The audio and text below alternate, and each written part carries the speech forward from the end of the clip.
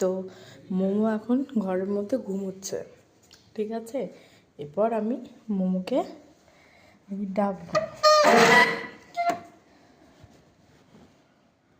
এই যে গর্ত থেকে সাপ বেরোচ্ছে। কি করছো তুমি? হে বাবা, ও একটা আমার লাঠি ছিল ওকে ভয় দেখানোর, ও গোটা বিছানার মধ্যে পুরো লাঠিটা, মানে লাঠিটা এখান থেকে এতটা বড় ছিল, ও পুরো লাঠি টুকরো টুকরো করে খেয়েছে, অর্ধেক নিজের পেটে দিয়েছে। ও রিয়াকশনটা আমি আজ তোকে শেষ করে দেবো। দেখ তুই কি করেছিস, এটা এই লাঠির টুকরোটা তুই কি করেছিস? এটা কই? হ্যাঁ, কোথায় এটা? মোমো, আমি তোর সাথে কথা বলছি। কই লাঠির টুকরোটা কোথায়? আজ আমি তোকে মারবো। দেখ লাঠির টুকরোটা কেন খেয়েছিস তুই? তোর হজম হয়ে যাবে লাঠিটা?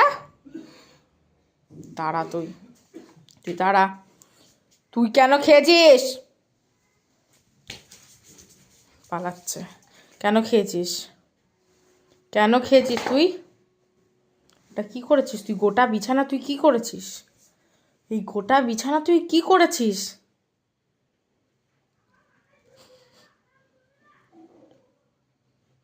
মুখটা মাসুম করছে, এখন লেন্সটা নাড়াতে শুরু করবে। এবার কি করেছিস তুই?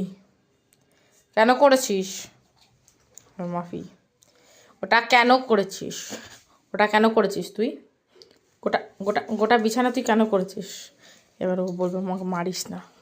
এইখানে বস, আমি তোর সাথে কথা বলছি, আমাকে আদর করতে আসবি না। এখানে বস, বস, সিট। কেন করেছিস? কেন করেছিস? কেন করেছিস? আমি তোকে বকছি তো। ও ফোন টোন ফেলে দিচ্ছে, এই যে গায়ে চাপছে। কেন করেছিস তুই? ওটা কেন? এটা তুই আবার নিয়েছিস? এটা এটা কেন করেছিস তুই? কেন করেছিস এটা? আজ আমি রেগেই গেছি। দেখ কেন করেছিস? গোটা বিছানা এটা কেন করেছিস? বেডের কি হাল?